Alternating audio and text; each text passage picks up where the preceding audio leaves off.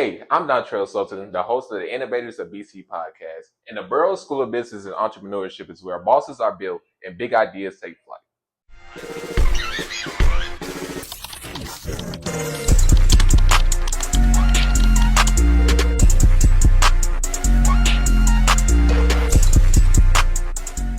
Welcome back to the Innovators of BC podcast, powered by the Best Innovation Lab. I'm your host, Dontrell Sultan, with our guest today, Mr. Shaquan Smalls. And he's a music industry major. And we basically brought him on to talk about his artistry. It's ThaKidd, it's his stage name. Yeah. And we wanted to say his journey and how's it going so far on campus as an artist. So how you feeling?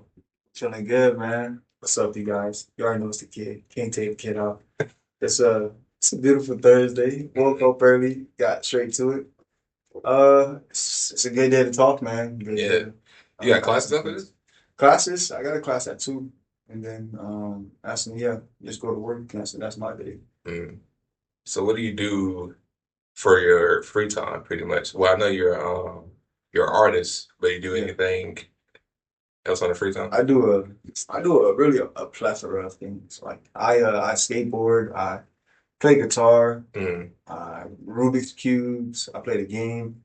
But like the main thing I do, bro, is just chill with friends.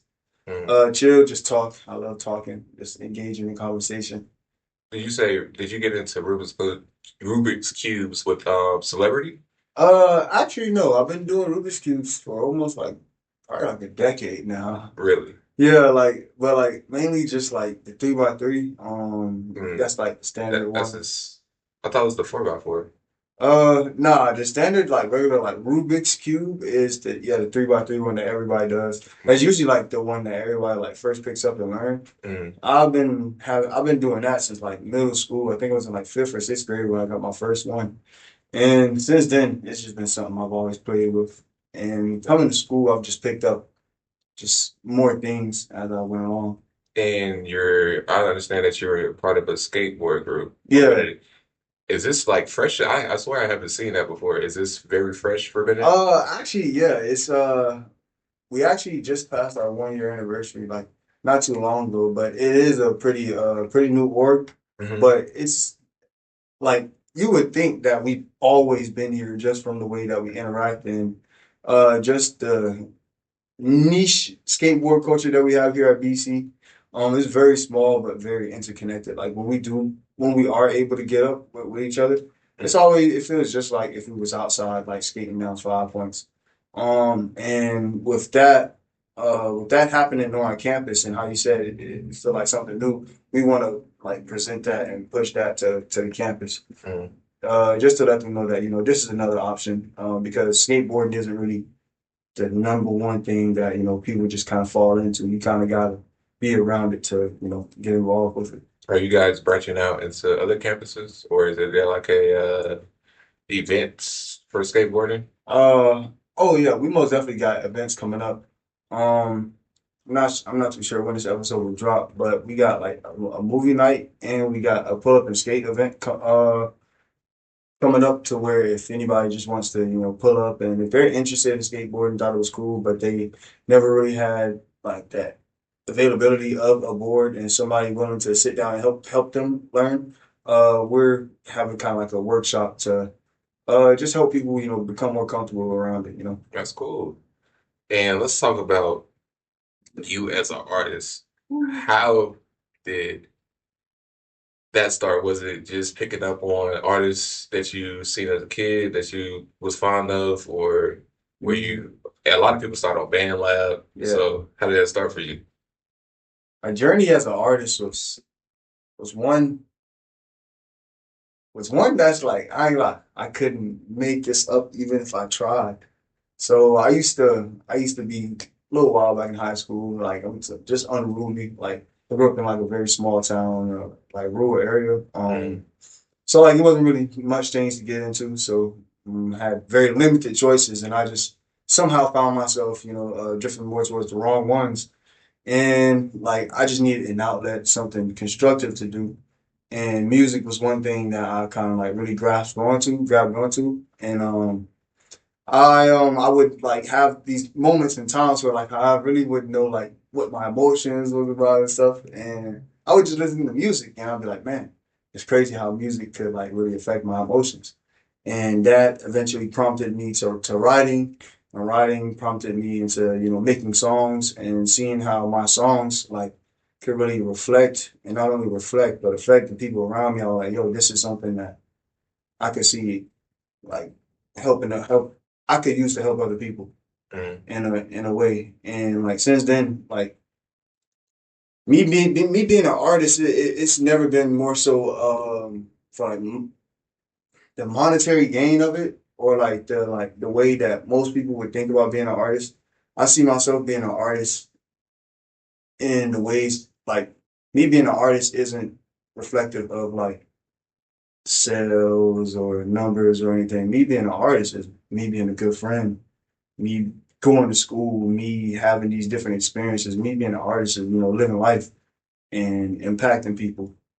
So that's really how I got started coming to Benedict. Like I knew that if I went to school, I wanted to go to school for something that I would grab onto. I wanted to be a robotics engineer at first, but man, it's been so many different things that have came and gone in my life where like I would grab onto it and it would fade off. But music has always been constant.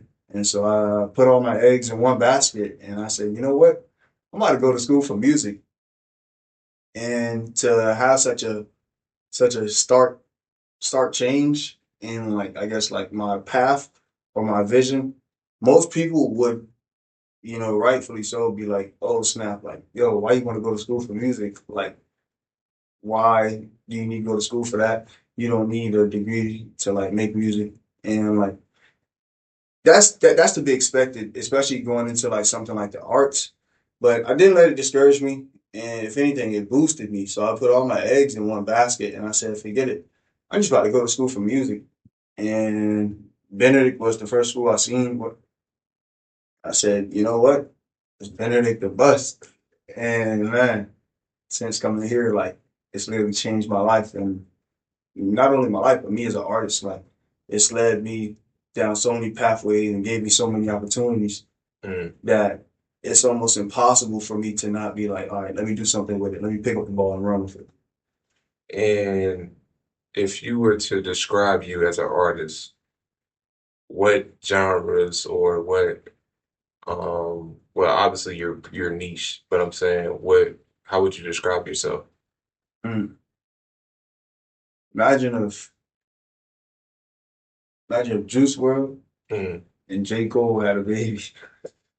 So you okay, so you're saying like a it's melodic, it's lyrical, it's a message in there and it's also a vibe to it. Yeah, actually, like really and truly. And it's such a melodic kind of like melody and like the rhythm of it all. You you think that like that's all it is. Like it sounds like everything else that you would like hear on the radio, but when you actually sit down and listen to the words, like Mm. it's impossible to be like, oh snap, like he actually saying something though. And I feel like that's what sets like, my type of music apart from like everybody else's, because like my words are just so powerful. They carry, they like really pierce the ears of the listener. So that not only am I just like coming up with like these hard melodies, like the words they coming behind them. Mm. And what was something as an artist that brought you out of your comfort zone? Did you do a project? Did you be perform on in people's face that you never thought you would perform in? I would say something. Wait, say that one more time. Like what brought you out of your comfort zone? What was something that you did that was out of your comfort zone as an artist? Being fearless, taking taking those risks, and like if anything, something that got me out of my comfort zone, but just being around like other artists, other people that's like in like better or bigger positions than I am, because like I don't know, that's the only way to like really see like how you're supposed to maneuver. Like most people, I'm not sure how, but like they'll become like intimidated in rooms where like they're just like, grossly like outnumbered or like I don't know, outacted, like outclassed. Like but me, I never really like that opposed me. I always knew that, you know what, they got here because they're good in their own regards. And instead of, being like, oh man, let me work up to like where they're at, nah, I just gotta be myself. And shoot, doing that time and time again, people have just seen things in me that it's been all right, but now I could take that step forward and be a little bit more outgoing. I can come out of my shell. And I'm like, just over time, like now it's people that's coming up to me like, oh snap, bro, like you so nice. Like, how can I get like you? And I'm like, man, I was just around people who I thought was nice. It made you better. I'm telling you. So I feel like that's really what got me out of my shell, for sure. I feel like, well, when you, I forgot what year it was at, but I think it was my sophomore year. You came up and you showed me your music, and the one thing I noticed was that you don't have profanity in there. Oh yeah. And was there a reason because of that? Uh well, I mean, look at my name in and of itself. It's the kid. Mm, I wouldn't say that they're my target demographic, but I do want to say that I set the standard.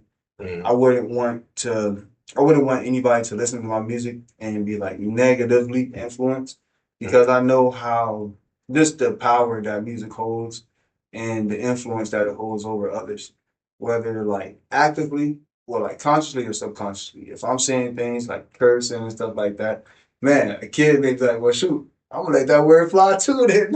right. I don't want that to happen. And it's like when I was younger, I didn't, I never really, I never really used to curse and stuff like that. So it's like, I wouldn't want to influence others to do the same. And it's like, I feel like that's kind of like taking the easy way out. Mm, Like when you can't think of a word or something, or you can't think of a phrase, like you just say something off the wall. right. Like, nah, that's too much of a cop out. I like to figure out a way to like, all right, man, let me bring it back on topic without That's having to, smart. go out of my way. Mm. And being that, where do you see as a future as an artist? Do you see, well, I remember I recommended, I was like, you can just be like going to film industry where they have like Disney Channel, they have an intro song Yeah. for favorite shows. I was like, bro, this would be perfect for it. Yeah. So I was like, what do you see in the future as an artist? Uh, future as an artist, shoot, I wouldn't say exactly just that, but I do see myself working in more so composition side of it, like film scoring.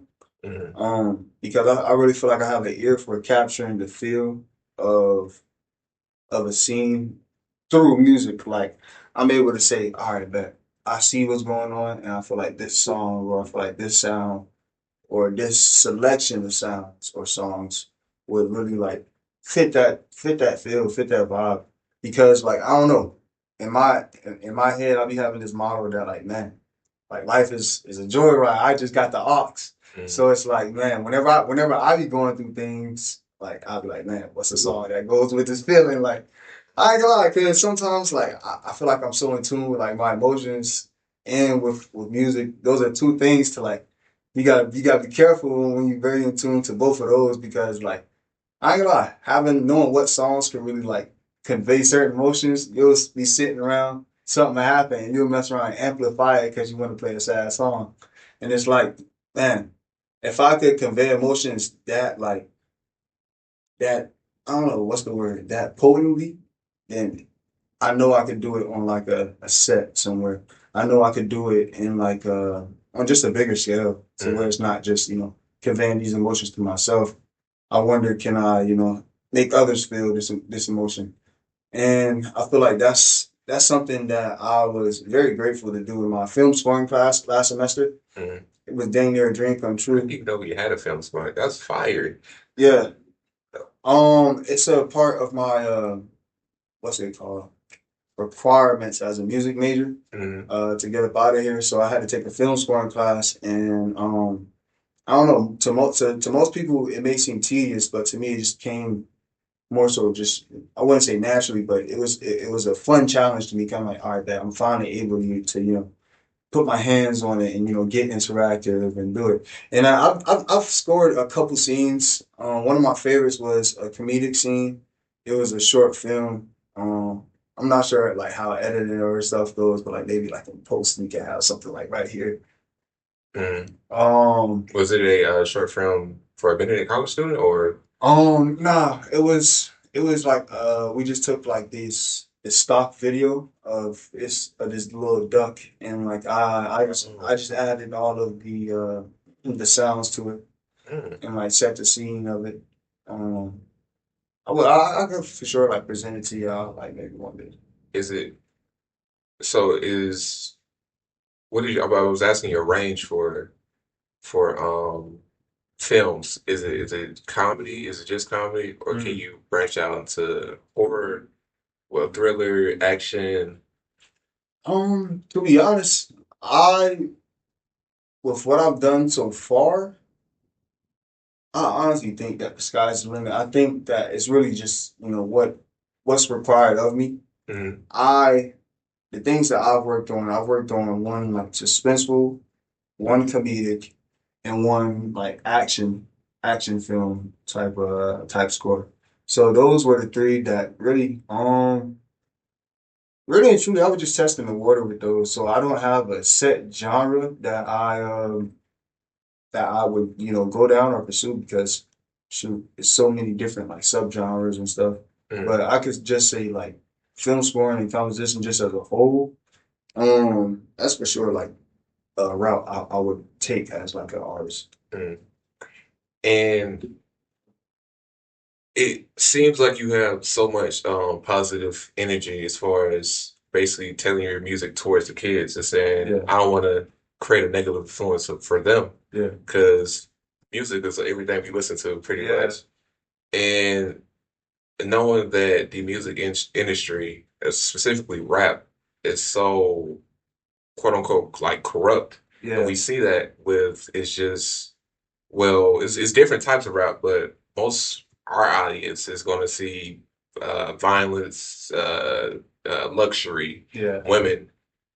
So how can that being such a prevalent thing, and you see these people being successful, how can that how do you stir away from that? How do you give yourself confidence in saying this may not be what everyone wants to hear, but this is what I'm pushing out? Mm. Um, I would say it's tough, but honestly, it's not because if you genuinely do believe that the way that you're living is man shoot your way of living, then ain't nothing that nobody can tell you to convince you otherwise. And like I say that because it's people who like I don't know, they might fold and like just like undermine their morals Mm. and things like that to get ahead in this industry. But I'm the type of person where I still do believe that if you stay true to yourself and you truly work at your craft, you don't Mhm. worry about the next man. You don't worry about what anybody else got going on. You don't let the outside influence like get to you.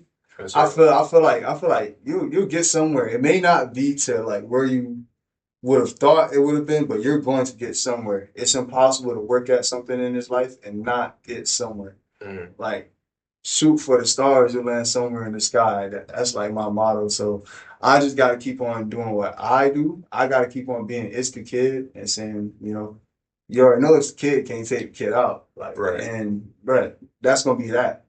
It's gonna be somebody who one day says, "Yo, like this guy, he got something going on," Mm. and that's gonna be the day where like the tables gonna turn. Mm. And so, yeah, if it ain't now, I'm gonna get it later. Exactly. And do you have any, what have you had, or are you planning to have any collaborations, or you see yourself as an independent and everything?